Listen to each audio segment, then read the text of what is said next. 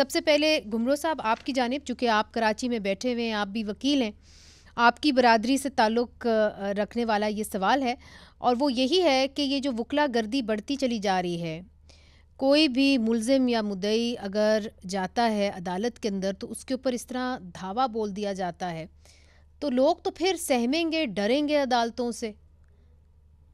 ये बिल्कुल अदालतों को फ़ियर से जो है वो बालातर होना चाहिए। अगर लिटिगेंट्स को फ़ियर है कि वो अदालत में अपना वकील एंगेज नहीं कर सके या अदालत में अपीयर नहीं हो सके, तो मेरे ख़्याल में ये फेयर ट्रायल के भी खिलाफ़ है और लोगों के फंडामेंटल राइट्स के भी खिलाफ़ है।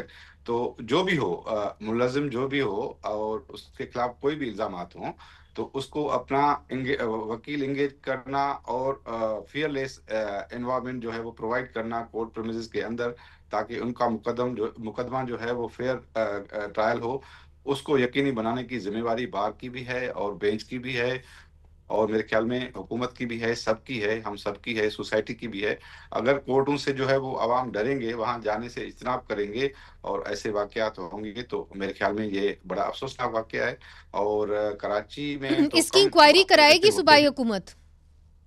मेरे ख्याल में पाकिस्तान बार और सिंध बार काउंसिल जो है वो रेगुलेट करते हैं बार एसोसिएशंस को और कोर्ट के उसको, और उनका जो कांटेक्ट होता है वो बेंच से भी होता है। तो मेरे ख्याल में वो इफेक्टिव जो है वो फोरम है। तो मेरे ख्याल में बार ने नोटिस ले लिया है और ये मामला जो है वो पूरे सिंध में जो है वो काफ़ी हो गया है कि उसको लोग कंडेम भी कर रहे हैं और कह रहे हैं कि फेयर ट्रायल कैसे पॉसिबल होगा अगर जो है वो किसी भी लिटिगेंट को, क्योंकि वो तो ट्रायल जी, फेस कर रहा जी, है, कोई लिटिगेंट है, जी। तो उसको तो ये फेयर ट्रायल के खिलाफ, ये तो फंडामेंटल राइट्स के खिलाफ है, तो फिर तो कौन कोर्ट आएगा? अगर आपको पहले ही हमारे यहाँ इंप्रेशन है कि जी। थाना जो है वो सिक्योरिटी का सिंबल होता है, वही फियर, उसको भी फियर का सिंबल फेयर नहीं का बनाया सिंबल जाए बना दें तो लोग तो डरेंगे। लोग आफ्ताब आलम डरेंगे। साहब जी, आप चूँकि लॉ मिनिस्टर हैं, कानून से आपका ताल्लुक है, तो रूल ऑफ लॉ की बात हमेशा वकला करते हैं, तो जब वो हाथापाई पे उतर आएंगे, और हमने ये भी देखा है कि तौहीन मज़हब का इल्ज़ाम आप किसी के ऊपर भी लगा दें, फिर उसके साथ आप जो मर्ज़ी आप चाहे करें, तो इस ये जो नया रुझान है, ख़ासतौर पे आपके सूबे में तो हमने देखा था कि कैसे मशल खान का क्या हाल हुआ। आप क्या कहेंगे, आप लॉ मिनिस्टर हैं एक सूबे के? देखिए मुनीज़ा साहिबा, इसमें इस तरह है, एक तो बहुत शुक्रिया आपका। इसमें इस तरह है कि देखें, हम तो शुरू दिन से हमारी पार्टी का भी यही स्टांस है और बैसियत एक वकील के मैं बिल्कुल इसके ऊपर कायल हूँ कि स्टेट जो है, स्टेट अपना जब फ़र्ज़ जो है वो अदा नहीं करती, जब स्टेट ऐसी अमेंडमेंट्स करती हैं, ऐसी कानून साजियाँ करती हैं जिसको वो आइन की सुपरमेसी, कानून की बालादस्ती जो है उसको रौंदा जाता है, तो फिर वहाँ पे मुआशरे जो हैं वो कानून अपने हाथ में लेते हैं। और ऐन इसी तरह पाकिस्तान में भी ये सब कुछ हो रहा है, और अब से नहीं हो रहा, काफ़ी अरसे से हो रहा है, और ये बड़ा अनफॉर्चुनेट है। मैं यही समझता हूँ कि ये जो भी है स्टेट से कोई भी बालातर नहीं है, और इसमें स्टेट को जो है रोल अदा करना चाहिए और ड्यू प्रोसेस के किस तहत किस्म जो का है, रोल अदा करना अगर चाहिए? फ़र्ज़ चूँकि किया घुमरो एक साहब तो बंदे कह ने, रहे हैं कि जी वहाँ पे जो लॉ बॉडीज़ हैं, जिस तरह के पाकिस्तान बार काउंसिल है जो रेगुलेट करती है मामलात को, उनको इसके ऊपर एक्शन लेना चाहिए। इसके अंदर जो वहाँ की हुकूमत है, मुकामी हुकूमत पाकिस्तान पीपल्स पार्टी की, वो कैसे एक्शन ले सकती है?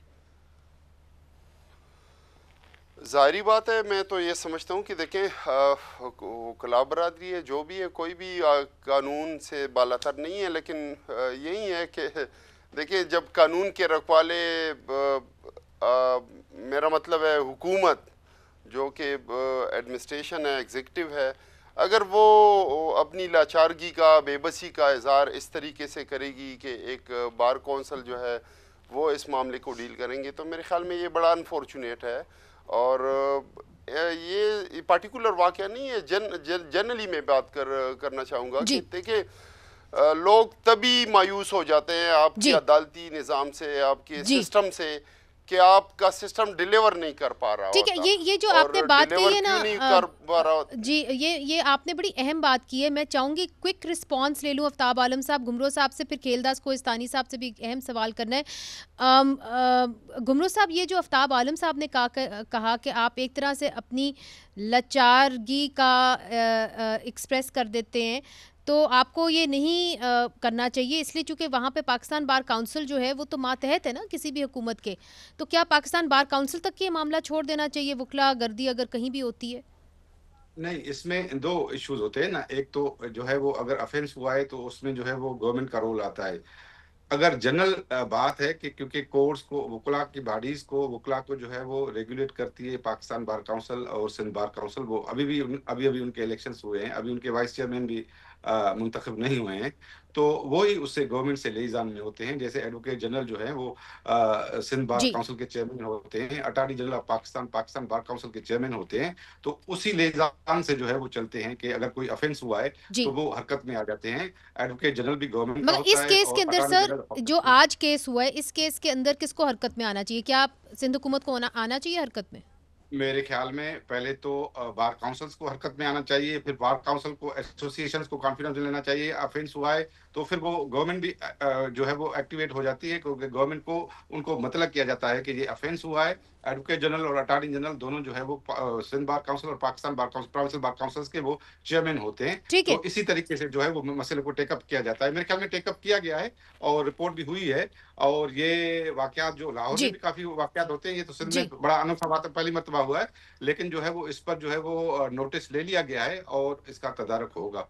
जी, ज़रूर आपने दुरुस्त कहा कि लाहौर में तो ये आए दिन वाक़यात भी होते हैं, इसमें कोई शक की बात नहीं है कि ये वाक़यात होते हैं।